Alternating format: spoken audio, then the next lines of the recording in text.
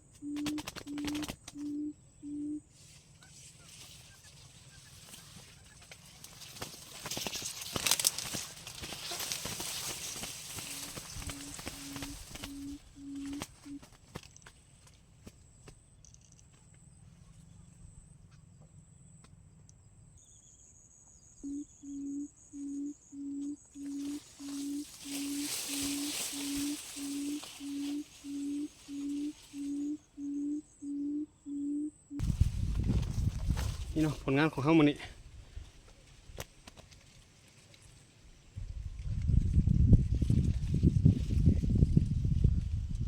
สีเต็มมันบ่เข้านะมันมากกว่ามันบ่เข้าดักเขาเนาะนี่โอ้เกือบบ่ได้กินเนาะจัดไปสีเต็มแล้วมื้อนี้ เขามาคำพุ่นเนาะเขามาก็ฮอด3 โมงแล้วฝนตกเองมื้อนี้นะปกติเนี่ยมานี่อย่างน้อยนี่7-8 ตัวบ่รุดเนาะคันมาใส่เป็นมือนี่บางครั้งก็ได้ฮอด10 ปลาย20 ตัวก็มีเนาะแต่อันนั้นเป็นคนอื่นบ่แม่นเฮามันได้เทื่อละน้อย มาอยู่เนาะสีเตรียมเนาะมื้อนี้นะ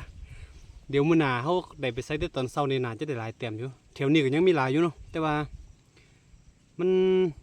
มันน่าจะฮู้แล้วเนาะแล้วก็มื้อนี้ก็ค่ำพอดีมันมาก็มันเห็นกับดักเฮา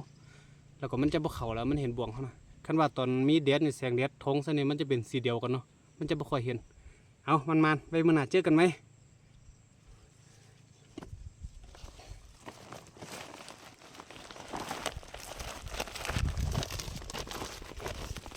เรียบร้อยเนาะ